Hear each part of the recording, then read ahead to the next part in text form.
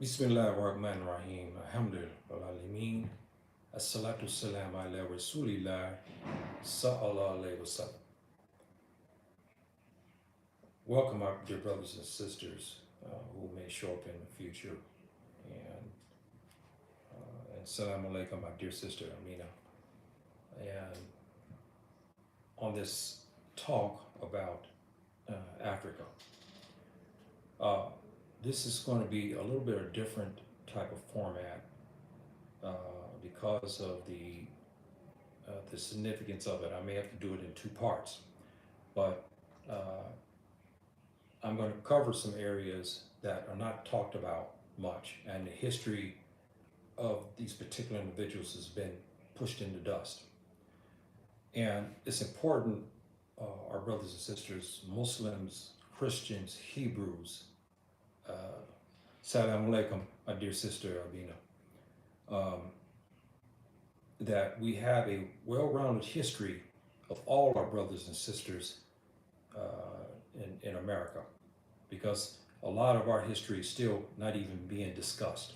This is a shameful matter. But we have to bring up Africa in this time because we are seeing a exodus, minor exodus now of African Americans, in particular, leaving for the African continent, and they're running into roadblocks, and many doesn't understand the significance of it and understand the history behind it. I'm going to shed some light into this and give you some pointed views on this and whatnot, because our history, as I've always said, it didn't begin with us jumping from trees to trees with bananas in our mouth, and then suddenly the tuba come. And for those who do not understand the vernacular tuba, it's a Mende. In West Africa in particular, they use this term meaning white man. It doesn't mean redneck or any other derogatory term. This is the designation for European classification of people.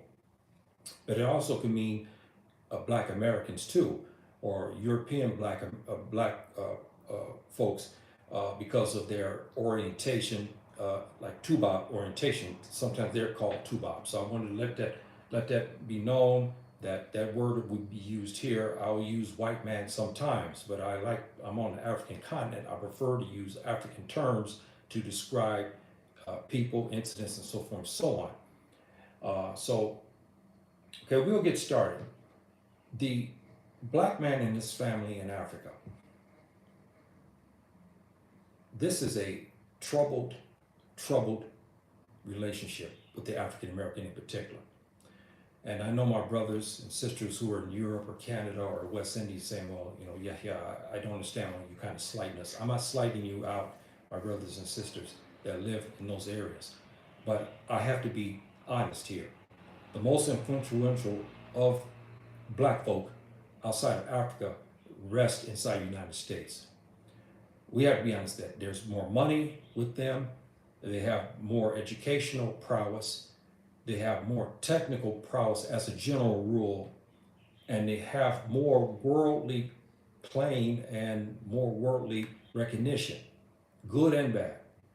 All we have to do is look at the rappers, the American rappers. They're everywhere, even in the whitest areas of Europe and like Russia and Yugoslavia and so forth and so on. You'll see black rappers rapping in bars there now. So our influence is great. This is why I concentrate on that. Not knowing that I was where I was born and raised. So the causes and effect. Why is the African American in particular having problems as far as the adoption of Africa as his homeland? One, our ancestral brothers and sisters among the African Americans and their failure to act on Africa. They failed to act on Africa, my brothers and sisters. They had the opportunity to do it, but they failed to act on it and have led to the downfall of Africa. Now you saying, what are you talking about here? When the partition of Africa was beginning, the Europeans, the Tubab governments began to portion off Africa. The French had theirs, the Dutch has theirs, the English had theirs, and so forth, and so on. We were in a position at the time to kind of counter some of that, but we didn't do it. And this led to continued problems we face today. And that problem, the main problem, is the citizenship. As a general rule, our African brothers on the continent, they feel sorry for us for having their brothers who sent our brothers and aided our brothers in many of cases, the Tuba, Portuguese, the Spanish, the British, the Americans, into taking their brothers and sisters from Africa to the Americas. Now we are returning, and the descendants of those who helped the Tuba are now in power. And they have a mixed view on us. On one hand, they look at us and they know that we're from Africa. But on the other hand, they don't want to recognize that. And so when we come here, they don't want to give us citizenship, because who's standing over there is the colonizers are still in the background giving orders not to give us citizenship. And our black brothers in power, generally speaking, comply with this. This is a failure because in around about 1890 to a period of 1915, we had a chance to make a headway here in Africa. I'll get into that.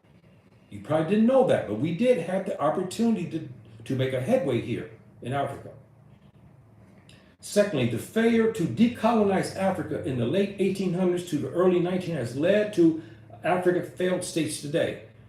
My brothers and sisters, we had the opportunity here, and I will get into that, to do something to counter the colonization, but we didn't do it. We failed to act on it. And what happened from there, when the Europeans came in, they immediately stripped, raped, pillaged, marauded, stole wealth beyond belief from the continent. And before that, they took out the human resources, which are the black slaves.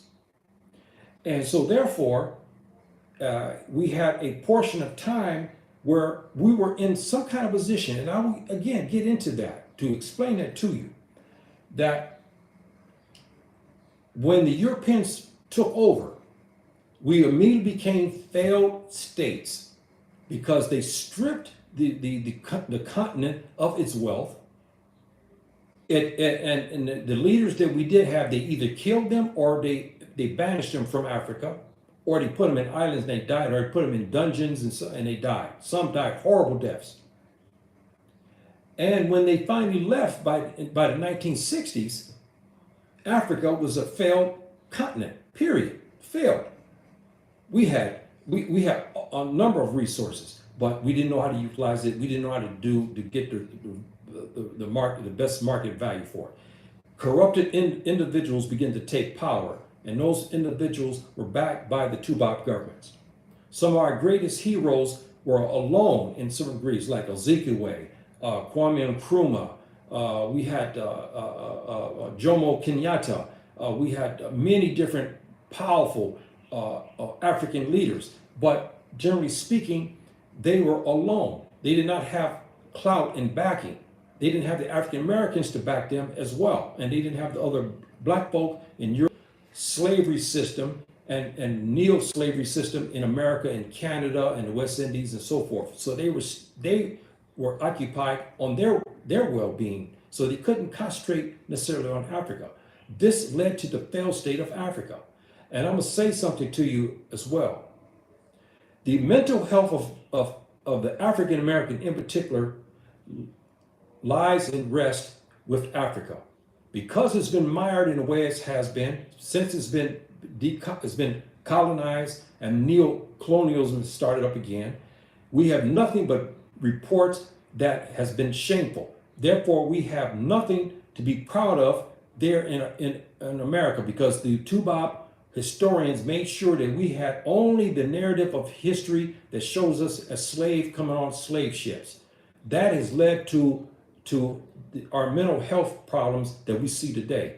And even though we have all of the educational material at our disposal, we still do not want to recognize Africa. As a general rule, the African Americans do not want to recognize it. So this is the problem.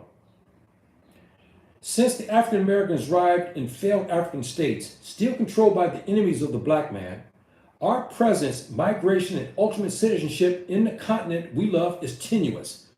My brothers and sisters, those living on the continent will tell you, the situation that most of us are living in is tenuous. We cannot get citizenship in any of the states except Sierra Leone.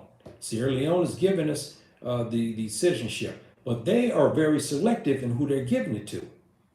Strong black Americans who are Muslims, strong Muslims, they're not getting it. They're having a hard time trying to get citizenship there in Sierra Leone. But those who practice juju, those who are Creole, who practice voodoo, those who are atheists, those who are agnostics, and other types of variety of different type of black folk, they're getting the citizenship. But the black man who's a strong Muslim, they're not getting the citizenship. You'll find that you try to get help there, you won't find it. Because once they find out that you're a strong Muslim, they won't. Because even Sierra Leone used to be a Muslim state, and they still comprise more Muslims in Sierra Leone than anything else. But Sierra Leone is known as a juju state, and mixed Islam with juju. So they don't want to see people like me, even though I have heritage there. I have a right. I have heritage there in Sierra Leone from the Mindi people. That's on my mom's side.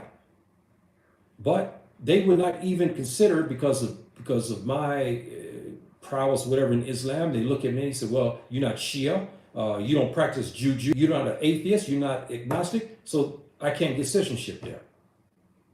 And it's a shame. Again, this is a fallback because of what happened back in the late 1800s and early 1900s. We failed to act on Africa, the African Americans who had power and clout to do it. Now, the land of our forefathers we dwelled in, the slave ships we sailed in, the land we were born in is not our natural home. Brothers and sisters, I don't care what any African American says.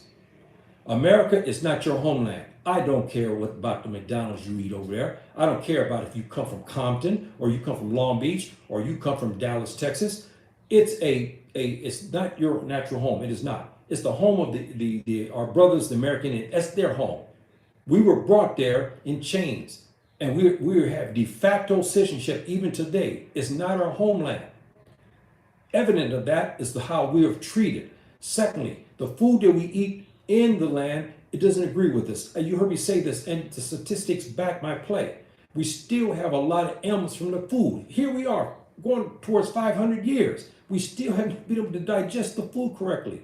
And we get a lot of diseases more so than anyone else, because it's not our food. It's not our homeland. It's not our climate. So we have a difficult situation with our brothers and sisters who are coming to Africa. We just can't get the citizenship here. We just cannot. And that part is due to the fail of our African American ancestral brothers and sisters to act on Africa. And that's why we have to continue promise today. For when we come over here, we still have these same lingering questions. Now, the failure of our ancestral brothers and sisters to act on Africa has led to us having a very, very weak position here in Africa. The Tubal, the Asian, the Russian, all the other nationalities combined have more position and clout in Africa than we do. Now, how can it be? But it's the truth. If you look at what's happening, except Liberia. Liberia put in, I think Liberia, no, excuse me, not Liberia. Yeah, Liberia, I believe was, and Sierra Leone both. I believe if Saeed was here, maybe he would know. They put in legislation to stop the non-blacks basically from getting certain types of citizenship. I forgot now if there was these two. But generally speaking, in other parts, the Tuba is getting citizenship easy. The Chinese are getting the citizenship easy. The Russians and other Europeans are having an easy time to get citizenship, but not you, black man. Not you and your family. Very difficult.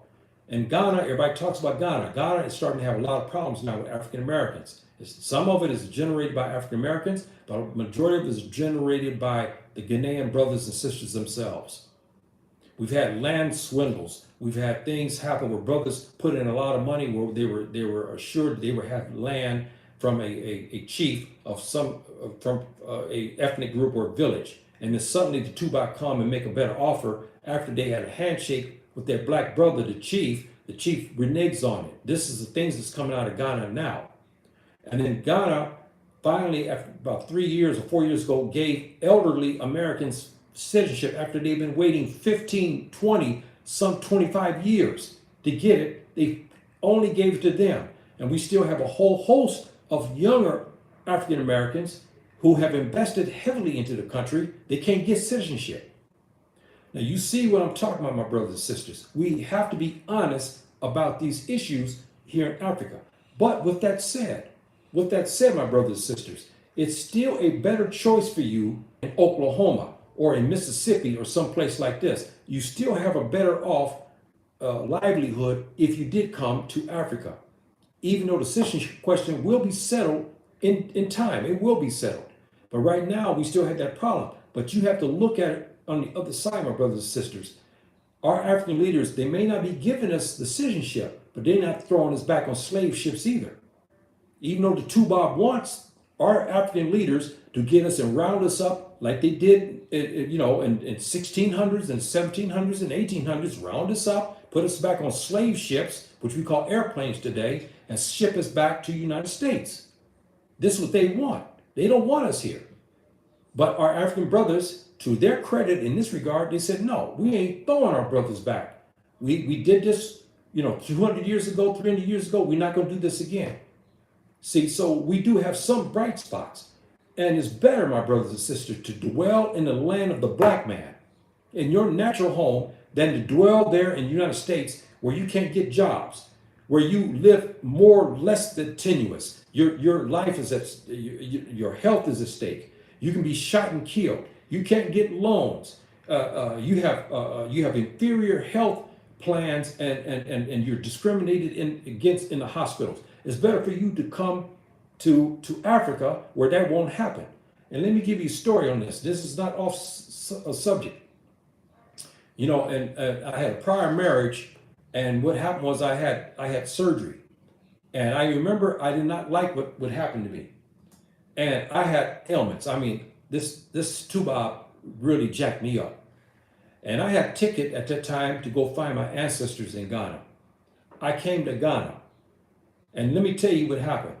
After about 3 or 4 days, I was not feeling good, and the area where I had surgery opened up, and I woke up at night. I felt I was dizzy. I felt, and there was blood through the bed. I was bleeding out, essentially. My brothers in Ghana got me from the hotel and gave to a doctor. The doctor took care of me, and here's what he told me. He said, "How in the hell would you let the tuba operate on you like this?"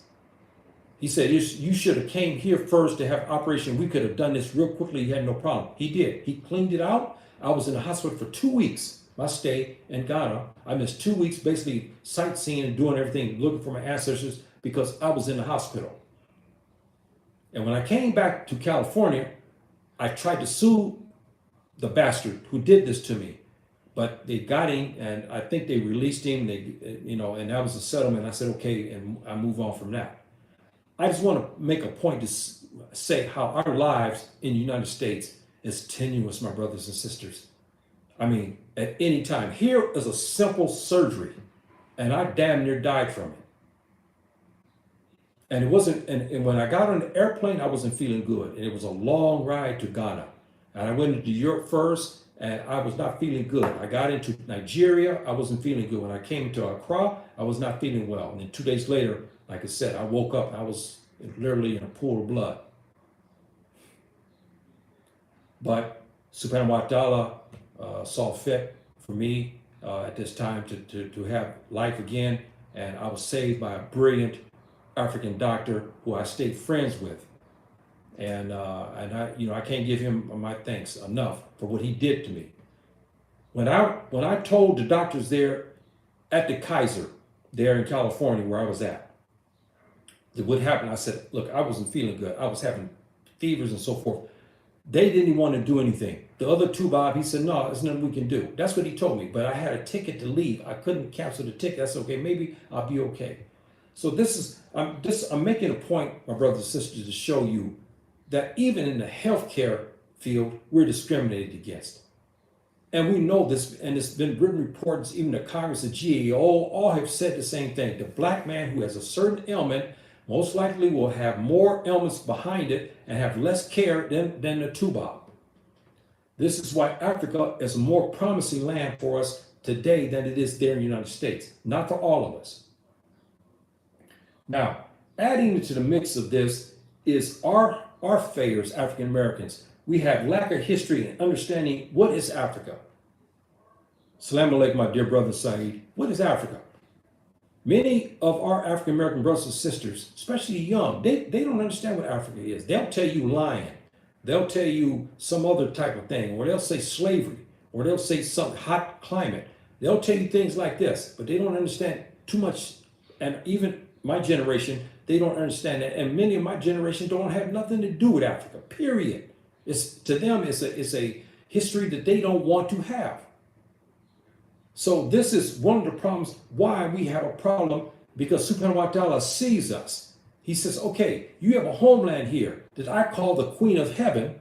I gave you everything here in Africa. This was Subhanahu wa ta'ala. He's get everything you can find in Africa. Why do you think all of the races are running to Africa if Africa is nothing? We have water. Who's taking it? The Chinese are starting to take the water rights now away. We have the Russians here. We have the Americans who are taking away the minerals. The Western Europeans, they're taking away minerals, bauxite, diamonds, you name it. They're all here. Subhanahu wa ta'ala gave Africa for us.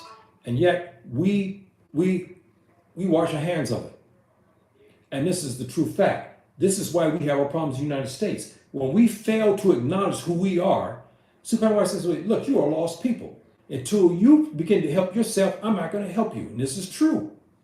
But some of us have now starting to come back to Africa and try to get good flavor with Subhanahu wa ta'ala. Now, we're going to get into nuts and bolts of this, my brothers and sisters. In 1899, there was a famous bishop of the AME Church. Everybody knows the AME Church, famous African American church. Everybody knows his power and his clout.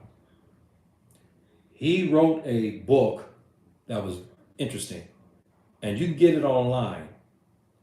And I'll tell you the name of the book here shortly. And his name was Reverend Parks, 1899 AME Church.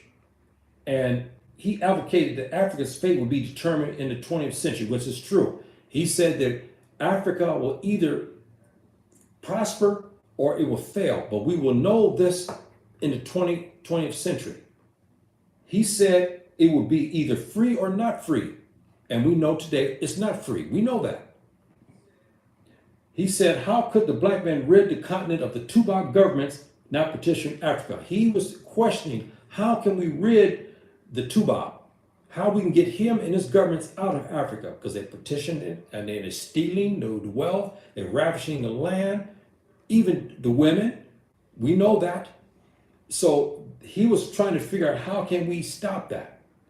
He believed that Africa's liberation was through Christian ideals and principles. He was a Christian bishop. He believed that the Africans would prosper better if they became all Christians. This is his philosophy, okay, not mine. I'm talking about him. This is what he wrote in 1899. Here is the kicker. He said here that the use of black military might, those who fought in the Spanish-American War and the Filipino and American War, that they should be used to fight the Tubac in Africa. Now, have you ever heard that before? No, we did not. But this is history. This is in 1899. This is what one brilliant African American, okay, a nationalist and a Pan-Africanist, his name is Henry Parks. He wrote that the black power, the might of the black power, because if you know what the black folks did in the Spanish-American War, they hid that. But you know what? There's a lot of books about that. The Brothers of Something. These horsemen and regiments of black soldiers, they rescued many people in Cuba. And they had a big, big, profound effect in the Americans winning the Spanish-American War. That's right. It's true. It's a written fact. And now many soldiers, at the time, now many of them are dead, wrote accounts. They had to admit that they were saved by our black ancestral brothers, our grandfathers, essentially, who came to save them in Cuba and stuff like this. It was them. We have many of those soldiers. They were trained, they were eager, and they were battle tested. Henry Parks, our ancestral brother, said, the Reverend said, we should use them and recruit and then go over to Africa to fight the Tubab in Africa and have the Africans join into this thing as well to fight the Tubab to drive them out. This is what he said. This is in 1899. He said to use our black soldiers and our brightest military minds, home and abroad, because at this time, my brothers and sisters, we have documented proof from others. Ida B. Wells. We have Henry Parks here. We have I would talk about him, Thomas Fortune, his name. All of them talked about, in this period of 1880 to about 1950, the lynching of black men and women was off the charts. And I'll get into some of that as well. They wrote about this.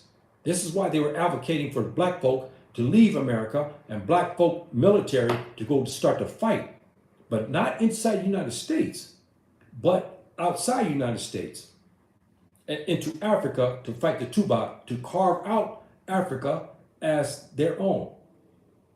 Reverend Parks led a campaign in America to convince the African Americans of Africa's worth and value to it. He tried to convince the African Americans that their homeland is not there in the United States, that they'd be better off back in Africa. This is an ancestral brother, what he said, because they were lynching us. They were burning us at the stake. And do you know the horrors that was going on in this time? Do you know, and I'm gonna cover some of this, I think, later on, but let me give one part of this. In many townships, even in the North, the Tubab racists were snatching black women from stores, in cars, and even snatching them in front of their husbands and raping them. We have documented proof of this. Documented proof of this, my brothers and sisters. And because of that, he said, enough is enough. We should do something. The name of this book is In Africa, the Problem of the New Century. This name is Reverend Parks. This is in 1899. The book is called In Africa, the Problem of the New Century. Very interesting. Very, very interesting book our ancestor brother wrote, because he was tired. He couldn't take no more. He just couldn't take it anymore. And he was looking for avenues to get out to the United States. Because when a man can come and you're in the car at a stoplight and a Tubab or 2 or 3 Tubabs and a policeman standing there, he can come and take your wife and mate with her, okay, and throw her back on the street, and there's no recourse for you to do. You can't fight the police because the police is back in the Tubab, the racist Tubab. You can do nothing, especially in the southern states. This type of marauding produced what we call the high yellow. You remember those terms? A lot of this product came from this type of union. It's not our fault of our sisters. The black man could not protect her at that time as well either. This was a contention among many black people when they wrote this, that they want to leave because they can't protect the black woman. So we have to look at that, my brothers and sisters, because a lot of times the sisters are hard on the brothers. Oh, you guys are this and that. But when the system is against you and you can't do it, some of the brothers did, and they got lynched for it. The brothers who came on and tried to take on the police, they tried to take on the authorities, the judges, and so forth, were lynched. They were killed. Some were killed outright, shot right on the street. There was no court in land. They called it self-defense. So this is a problem, and it's still a problem today, but not on the large scale. But our ancestral brothers and sisters was facing hell inside the United States from that period in particular. So again, the book is called In Africa, The Problem of the New Century. It was by Reverend Henry Parks is his name. Very interesting. Not long. I forgot, maybe 90 pages or less. I can't recall now. But it's a good book for you to write, for those historians who want to understand what the mindset of our brothers and sisters were at that time. He believed that we should conquer the continent of Africa for God, for Africans and African Americans. He advocated now the troops. The brothers come in, okay? Even the brothers from outside, Army, because we have brothers from the West Indies who were in the military. We have brothers who are in Canada. We have brothers in Europe. And we have Africans also. He said all of them would get together and conquer the continent by throwing the Tubab out.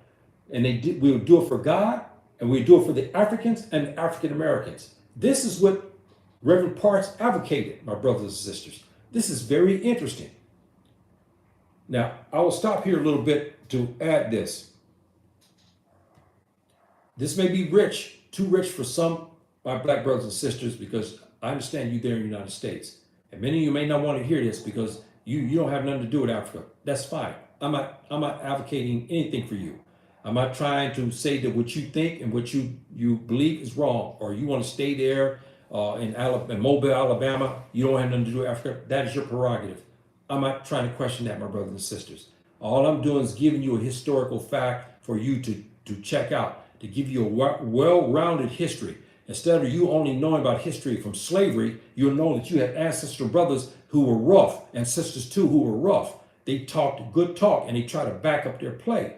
And they try to look out for our future, for us before we were born. That's why they advocated these things and wrote these books like In Africa, The Problem of the New Century, because it was a problem in the new century, and it's still a problem today. So my brothers and sisters who disagree with me, I understand. If it's too rich for you, don't listen to it. I understand. There's no problem to it. We came on the same ships, slave ships. I'm not going to fight you and argue. I'm not trying to say you're wrong. I'm only presenting what a fact of what happened to them by the 1880s to about 1915. What happened to our ancestral brothers and sisters will bring tears to your eyes when you read these books. The lynchings.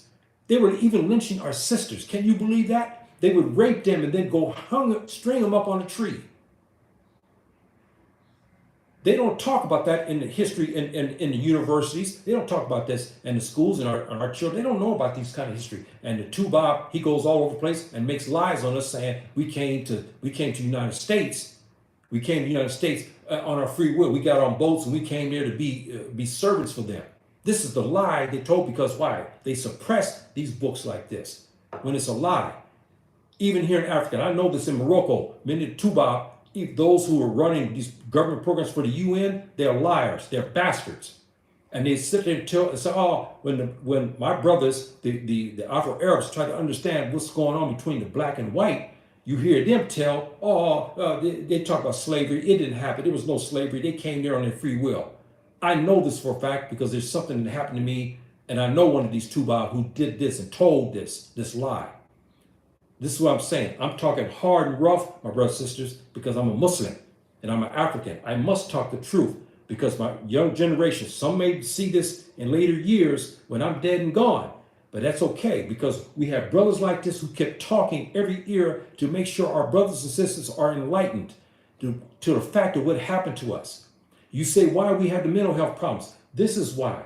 This type of thing like this happened. Can you imagine our sisters? From 1880 to 1915, the raping that was going on of them, they were producing high yellow children, our brothers and sisters. And this is what we got this term, this high yellow. They're producing these children, and our black brothers couldn't defend their wives, even in the car. They would drag her out and take her, and then some they would lynch her.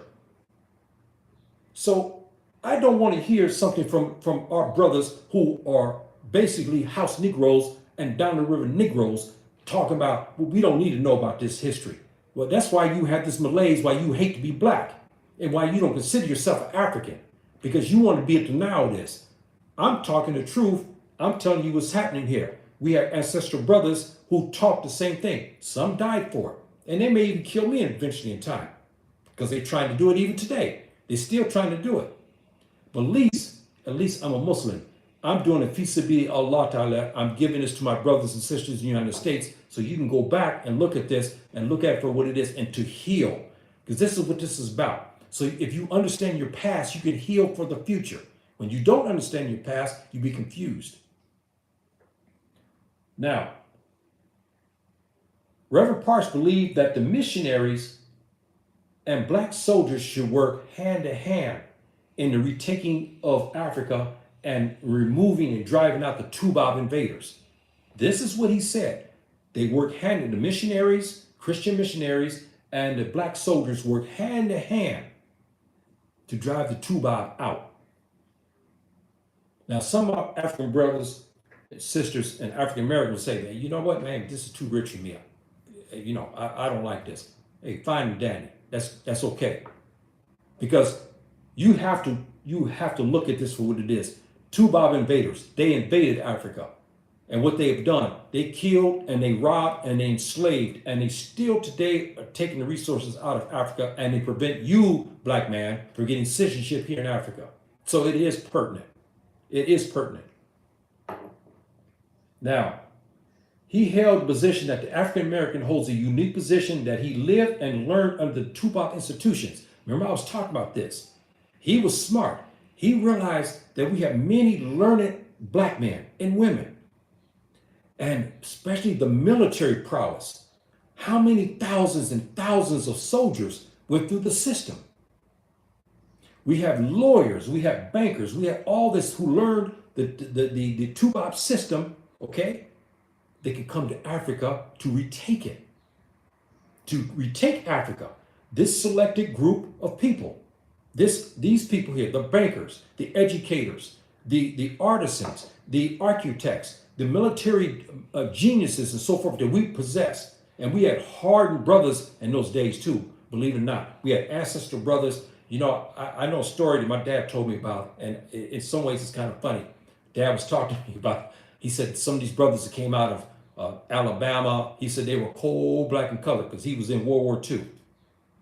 And he was in the Korean War. He was talking about some of these brothers. He said they were big. He said they were black as a night. He was talking about many of them from Alabama, Mississippi. And he said these brothers was muscular and they were strong as a bull. My dad was talking to me, told me about that. These are the type of brothers that Reverend Parks was talking about. We start taking these brothers like this, we put them on boats, and then we say, hey, you come to Africa, you fight, open up a homeland for ourselves, where we're out of all the lynchings that was going on. Now you have a continent of your own.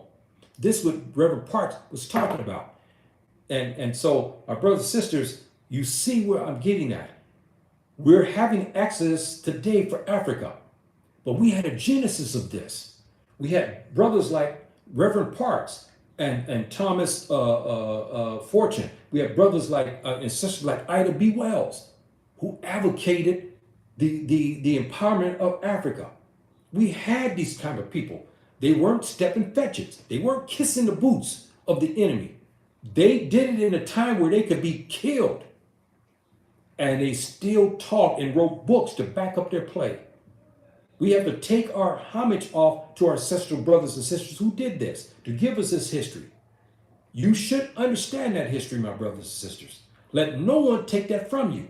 You want to say, well, look, man, I don't care about what happened there because I got McDonald's over here. I got the barbecue joints over here. I got a beautiful car now. I got victuals on the table. Yes, fine. What else do you have, brother? They're trying to take your vote away from now. You got Trump to come back in there, and what's going to happen then? You got marauding police who are still killing at will. Every day they kill, let's say, an average, 10 to 12 black men are killed per day by the Tubab police? I mean, hey, you better think twice about your position there. The brothers who talk like this, who are down the river Negroes and ham bones, you should think about your position there. He held that African American imperialism, there was no room for the Tubab. Now, here's where we have the problem about the imperialism. Our African brothers believe that they don't want to see the African Americans come because they figured that the African Americans will be the new masters of the land, of the continent. We have that fear. We must talk the truth. Brother Saeed probably would tell you that. He knows the same thing because he's been in Africa long enough now. I've been here about 17 years now. And I'm telling you now, there's a fear that the African Americans, because of the prowess of the African Americans, the athletes, the entertainers, all walks of life, yes, they want to see us come, but they want to see a certain slow exodus. And they still don't want to see, they want to keep their power. They feel that we come off as imperialists. And we do have some of the how can I say, the problems of some of our brothers. They don't want to accept us because they fear that we're going to take over. And we do have brothers in here who act like Tubob, and he should be called Tubob. This is not what Reverend Parks is talking about.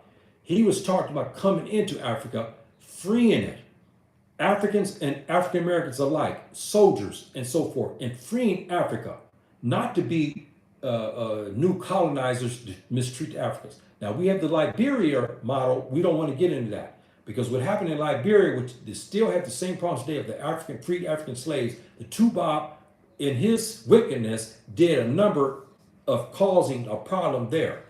Reverend Parks was well aware of that. Ida B. Wells was aware of that. Thomas Fortune was aware of that. We don't want to see a repeat of that. Here, we want a union where we have our brightest Africans and African Americans, soldiers and so forth, and educators and oratory geniuses and so forth and so on, and who understand institutions, how to build a country. We work together to build a new Africa. This is what Reverend Parks is talking about. Not to come us to be African Americans at the top and our black brothers and sisters here in Africa and the Afro Arabs be down here. No, no, no. That's not what he's talking about. All of us work together to build our country, but we have to do it without the Tubob. This is what Reverend Parks was advocating. Now, we'll get into this. Now, our down the river Negroes, they had their people too, okay? No doubt. And they wrote books as well. And here's what some of these, and I won't even mention names, you know why? Because they're not worth it. And now that many of them passed, I'm not going to talk ill of them. Because, as a rule, as a general rule, the Muslims, we are not to talk ill of the dead. We cannot. We get in trouble for that. So I'm not going to talk ill of them. But they held that the black man and his family should ride the coattails of the Tubob invaders and prosper in Africa alongside them. Now, how many Uncle Toms we've heard this before? Here, they were advocating, yes, go to Africa, but under the coattails of the Tubob. We live and prosper under his leadership. They fought against Ida B. Wells. They fought against our Reverend here, Reverend Parks. They fought against Thomas Fortune and a whole bunch, George Patmore. There's many of them. Too many for me to mention here. They fought against them. They held that the coattails of here we are, can you imagine this? We're walking behind them, still as slaves, and the Tubob lead the way, go conquer Africa, destroy it, and then we come and live in Africa under their leadership. This is what they advocated. Now you understand why we have the down the river Negro and why we have the house Negro and so forth in the handball, because of these kind of people like this. Ida B. Wells and them, they said Ida B. Wells, matter of fact, she said, consider this philosophy as inept and servile. This is what the sister said, that those brothers who advocated this type, and sisters advocated that we ride on the coattails of the Tubob into Africa, let him kill and maraud, and then we come in after and leave under their leadership. She said, consider this philosophy inept and servile. It's true what she said. The sister talked right. All right, sister talked right. Now, my brothers and sisters, they had a new term for this. What was happening now, because it was a hot time in America. We had killings, and then we had the exodus of black folk. Okay? We have black folk, Pan-Africanists, nationalists, and wanted to leave. Not the white man's burden. You know that book. This is the black man's burden. And they advocated under this concept. We see the rise of the black man and his family in Africa, uplifting of the African American. The black man's manhood is at stake in America. It is still at stake today. They advocated. This is Ida B. Wells. This is Thomas Fortune. This is Reverend Parks and a whole host of other ancestral brothers advocated by this, the black man's burden concept, that it will rise the black man and his family and bring back the black man manhood that he lost in America. He would retain it in Africa. This is what is advocated under this concept of black man's burden. You see what I'm talking about here, my brothers and sisters? We had hardened, brilliant brothers and sisters who didn't sit by and just let things happen. They tried to make things happen for the future of the black race there in the United States. And they also were advocating for the rise and the freedom of Africa. So I'm giving you some of these names and some of the concepts that happened at this time. The black man's burden was designed to increase the manhood of the black man and the femininity of the black woman. Why I'm saying that? Because Ida B. Wells talked about this. This beautiful African-American sister, ancestor, she's long dead now. At this time, there were stereotypes. You know how the Tubaab, racist Tubaab had stereotypes. Some are so sexually charged, I can't mention that here. Okay, I cannot. But they had concepts that the African-American woman was so domineering. She was too domineering for the black man. The black man was a punk. All he could do was have sexual relations. That was it. He couldn't read and write. And they had nothing to do with that. And he couldn't find a job. So they tried to sow a big rift between the black man and the black woman. So they tried to say that the only way Ida B. Wells talked about, the only way the black woman could receive sexual gratification, not from her black man, but from the white man. Because at that time, since the white man had, the Tubaab had full rights of the courts and everything to go after any black woman he wanted, he was under the impression that he had great sexual prowess. But that's not the case. Still to this day, our sisters don't want to mate with the Tubaab. As a general rule, they're free. They don't want to mate with them. But the concepts here that they talk about will protect the femininity of the black woman. That in this concept, the black man now can finally put the rest to protect our black sisters. Instead of her being the man of the house and so forth and causing her to have mutations of behavior because of what has happened, you'll be protected under this system. Because as we talked about, every religion knows and says that I know of that the man is supposed to protect his woman, protect her and her virtue and her dignity. In the United States, the black man could not and have not and still have not protected those three elements. Tell me if I'm right or wrong, my brothers and sisters. They have not been able to protect her virtues, her vanity. Okay, they cannot. Her reputation, they cannot. Still, even after Ida B. Wells in the late 1800s was still talking about the same issue that I'm talking about right now. That the black femininity was trashed. And so this is what I'm talking about here, my brothers and sisters, that our race, we have a problem generated because of what has happened to us. And one of our major problems, as Ida B. Wells said, is that we cannot protect the black woman. And it's true. And the manhood of the black man is not protected as well. So the black man's burden would empower us, protection of the African American woman in America and the black woman in Africa as well. Because you got to remember something, the black woman suffered here in Africa as well. These Europeans came over here. I mean, they didn't take their women with them. So who do you think they mated? Huh? They mated with the African women and they had no choice. See, you see what I mean? We have the same formula. They come over, the African man could not protect the African woman in these stages. They could not. And they took these women out of the villages and they had sex with them. And they too produced, mulatto children. from this union. And many of those mulatto children end up going into Europe and especially England. And there's been a lot of problems about this. I want to get into that right now. Now, they wrote that the black man's burden concept would create a wall to wholesale lynching that was so common in the South. Remember I talked about that? It was so bad in this period that they needed something to stop, basically to stop the lynching and so forth. Stopping the marauding of black townships and ravishing of African American women by police and two-bop power structure. Do you know the police were mostly involved in this marauding of the black woman in this period? That's right, my brothers and sisters. Even in uniform, if they had the desire, they saw a black woman walk down the street, they could take her. And nobody can do anything. There's no court of land to help her. There's none. And it's a sad epithet, my brothers and sisters, that we had a period of time of this. And so you have to look at it for what it is. It's historical. You have to heal from it, but you should understand it. Have that anger, because we all have this anger inside of us for what happened to our ancestors.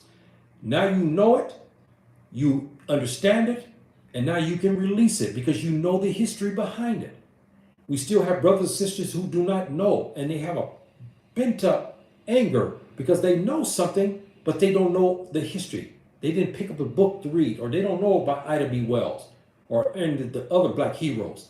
Many of them don't even know Frederick Douglass or Nat Turner or any of the black heroes. They don't know them. And they have bent up anger because of discrimination. This is the way to release it, by understanding your history. You have your periods where you cry and you get upset because you know what has happened in the past, but you can heal from it now. The avocation of the black man's burden was the mass exodus of black folk from America to Africa. After the African American conquest and liberation of Africa, they surmised that the black folk in America would sit back and wait when they advocated basically the soldiers again, black soldiers and Africans, Caribbean, European black folk, Canadians go to Africa to fight and rid the Tuba from England and Spain and especially England and France, those in particular, to rid the land of that. Then the African Americans would leave to come now to a new Africa. This is what they advocated, because they said this had to be because the Tuba governments who marauded, ravished, and disenfranchised the blacks in America and Africa, they did. They marauded there in Africa. And so now it's time to remove them. Now, you'll say, Yahya, this is kind of racist. No, it's not. You have a man who's killing, robbing, and raping, and stealing the wealth of the land. That's only natural to fight him and drive him out. Why is it okay that when somebody attacks the Tuba and he fight back, everybody say, oh, this is natural right. But when we get attacked by him, when we say we should be able to defend ourselves or free our black brothers in Africa or whatever the situation may be, they say this is militancy and it's criminal. We got a problem here. And I must add at this point too, I'm not advocating anything. I'm talking about the past. I'm not advocating that anybody take up any arms to go shoot a Tuba. I'm not advocating that here, my brothers and sisters. I'm a Muslim. I cannot. It's against Islamic principle. I cannot. Here we're talking about a period of time between about 1890 to 1915 when lynchings and the marauding was so bad in Africa and America, they had to come up with concepts. This is what we're talking about today. I'm not advocating that brothers from LA get guns and then make it, come into ships or airplanes and come in and try to blaze up the place. I'm not advocating that at all. We're talking about what our ancestral brothers were talking about. We had another bishop, Bishop Turner. He was a black nationalist. He held that there's no manhood future for the black man in America. This is another bishop from the AME Church at that time in the late 1800s, early 1900s, who said that there's no manhood future for the black man in America. Did he talk right? We still have the same problems. Further, he said the emphasis that the black man could never be a man in America fully endowed, empowered, and striving in America. This is what he said in the late 1800s. Again, Bishop Turner said from AME Church, he said, further emphasizing that the black man could never be a man in America. We still be called boy. We still be called boy. And we can never be a man in America fully endowed, empowered, strive in America, striving, striving in America. We're not. And as a general rule, majority of our population are what? Still what? Impoverished. We only have a certain level of black folk who are actually surviving. Most of us living below the poverty level, and we still have that, my brothers and sisters. They had the same problem in that day. It was even worse because they were being lynched. But here, Bishop Turner was talking good about how America would not help us, would not. Bishop Turner wrote, he was outraged at the conditions of the black man and his family in the South. The South was a lynching machine. Black folk were being lynched all over the place. Our sisters being ravished all over the place. In about a 50-year period, it was so bad. Firebombing of homes, cross burnings, marauding KK members, marauding racist gangs, and they were going to townships, burning out townships. When black folk decide to buy something, they go there and burn them out. This was going on in a 50-year period. It was rough for our ancestral brothers. And this is why they got to talking and start writing books about that. He concluded that the black man and his family in America should abandon their hopes in America, leave it in order to achieve full rights as a human being. This is what Bishop Turner said. He said that we should leave America, should abandon their hopes in America. Stop hoping that you'll be treated equal like with the Tubob. And in order to achieve full rights as a human being, we cannot. Look, the Civil Rights Bill of 1995 has to be ratified over and over. We're still de facto citizens. Is there a bill talking about the ratification of the Civil Rights Act for the Tubob? No, there's no such thing. But they have they have to ratify our civil rights for 1965. We were declared citizens in 1965. And they still have to ratify this. We're de facto citizens, my brothers and sisters. There's no such thing for the Japanese American. There's no such thing as the Mexican American. There's no such thing for the Syrian American or Lebanese American or the Egyptian American or Moroccan American. They don't fit that category. Only one that has the Civil Rights Bill to ratify our citizenship by the Congress is us. You see what I'm talking about, my brothers and sisters? You wake up and smell the coffee, as they say. Now, to take this up, I talked a lot today. I'm going to cover a little bit more of this, and then I'm going to stop and I'm going to bring this up to a part 2, because I want you to digest what I said and look at it for what it is. Review the tape if you wish, and look at the history. I know, again, African American people, as a general rule, don't care about the history. They care about the history of rap. They care about the history of sports. They care history about some certain things here. But when you get down to our history, they don't care too much about it. They don't want to know about it, because I know they have the pain, and they don't want to read about things like this. But you should, because that's the only way you can heal, my brothers and sisters, by doing that, by learning what has happened in the past. That's the way you heal. And then you can understand and move forward. So the conclusion of the black man's burden concept was the emphasis, again, of creating an Exodus associations. At this time, they had Exodus associations, my brothers and sisters, running from about 1890 to about 1910. We had associations like this Exodus Association, so black folk could be ready to come to Africa to live. And then they claimed, again, not to use the Liberian model by creating their own African state in Africa. So again, they create state, or one state, big state, where African Americans can survive, but not under Liberia, because Liberia is a mess, and it's still a mess today. We still have the same strife between the African slaves who came from America and the indigenous people of Liberia, they still have their conflicts today.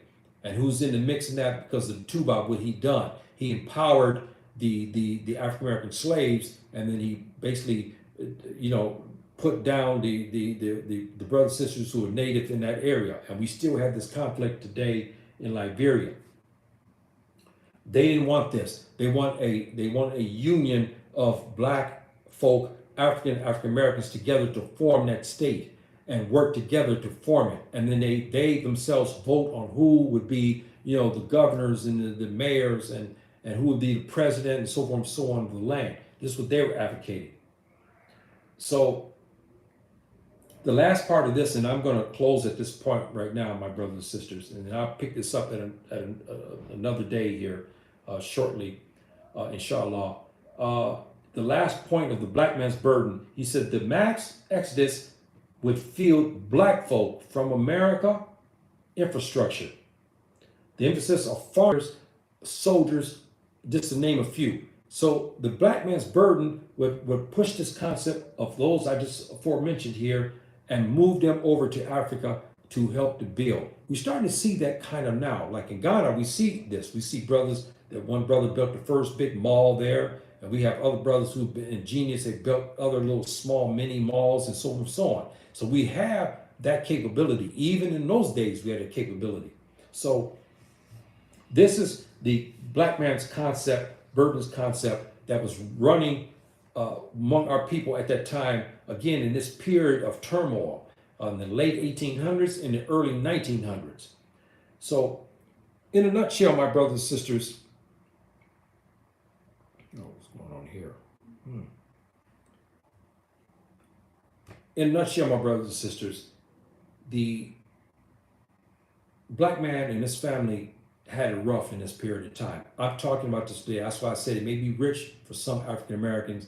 They don't want to hear this. And many may feel that it may cause them problems and so forth in their job. I understand that and whatnot. But I had to talk about this because no one talks about this period of time.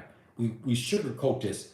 And many of us don't know who Ida B. Wells was, or Thomas Fortune, or Reverend Parks, or Bishop Tracy, of these type of caliber individuals in this period of time who are all advocating a lot of things for African Americans. We don't know about them. We don't hear about them because they don't discuss that. So I'm bringing up something today that we don't talk about, and it may be kind of rich for African Americans to listen, because many of them don't want to hear this kind of thing. I understand. I'm not faulting you for that, but I have to bring it out because I want to bring it out, and I'm a firm believer that all of our history should be known about, not just when we came on slave ships. And I want to destroy the narrative about us jumping out of trees in West Africa and so forth. And that's why the Tupac took us, because we were monkeys with bananas in our mouth. This is what they try to push on us and try to get us convinced that the Tupac took us for our own good, to bring us to America because we were hopping out of trees and stuff with bananas in our mouth. I would have destroyed this type of mentality and give you some of our heroes: Bishop Turner, Reverend Henry Parks, Ida B. Wells, George Patmore. I could go list of these brilliant brothers and sisters, but I can't do it at this time. It's a lot. I would have to talk about each one. So I will pick up, inshallah, here what the common black man and black woman was saying in this time. And you'll be shocked and alarmed. And we have written, documented proof, and some I've covered. A lot of it I did not cover, and it'd be shameful. These is essentially our grandmothers and grandfathers, what they went through and what they were saying. And they were giving this to people like Ida B. Wells and Thomas Fortune and so forth and so on. They were given, if they go to interview and people would write letters to them, they were talking about their views and what was happening, why they want to leave America. And I will say this now. Why do you think they wanted to leave America as a general rule? I want you to think. Do you think it was because they wanted to get riches in Africa? Or perhaps they were looking at some horizon that they could do something, they could be a king or something, or whatever?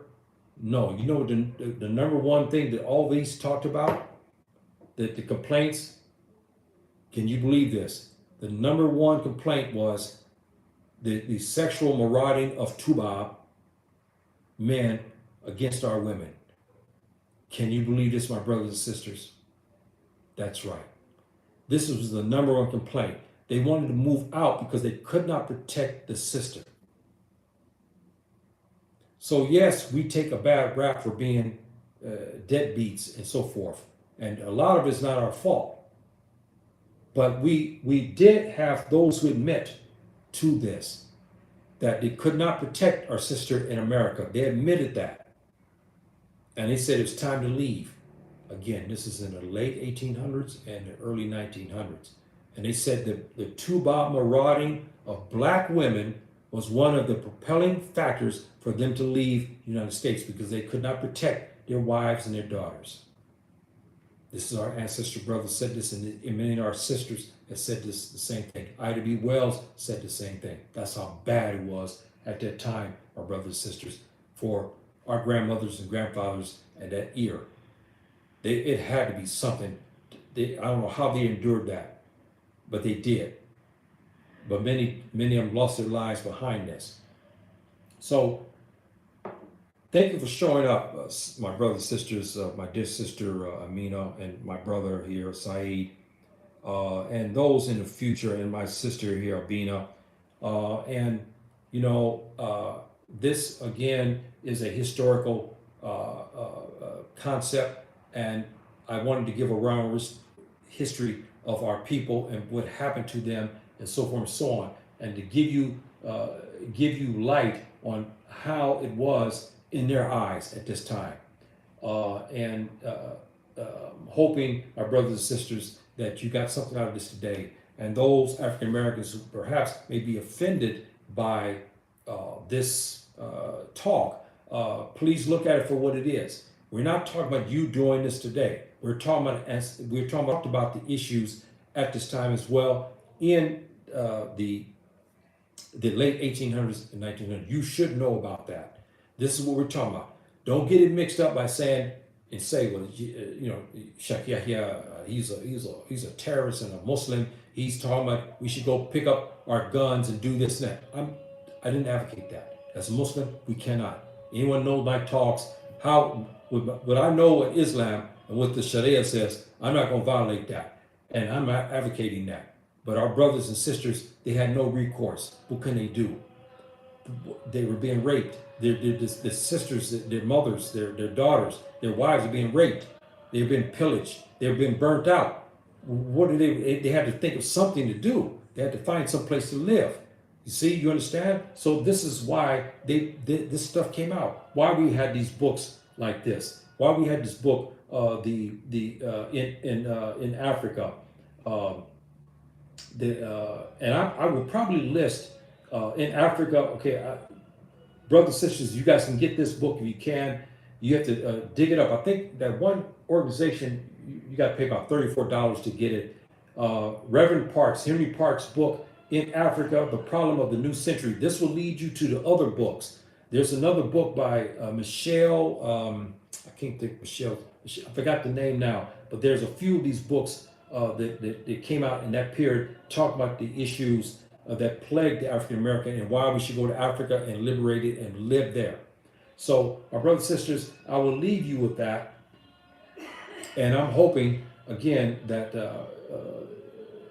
that you took this as a history lesson for what happened at the time. Look at it for what it is. Learn from it. Maybe get angry about it and move on from it and heal. But you should also understand we didn't have all step and fetches as our ancestors. We had some courageous black men and women who did stand up against the power structure, and they were trying to look out for you and me. This is now, 50, 60, 80, 60, 70 years before we were created. Okay, they were looking out for us at that time as well. So we should pay homage to them and talk about these ancestral brothers. We owe it to them and sisters to talk about their struggles. And we should be cognizant of them. We should not ignore them. And so I'll leave you with that. And I leave you with the beautiful Afro-Asiatic language and the beautiful kalima of Islam. Salamu alaikum. Rahmatullahi wa barakatuh.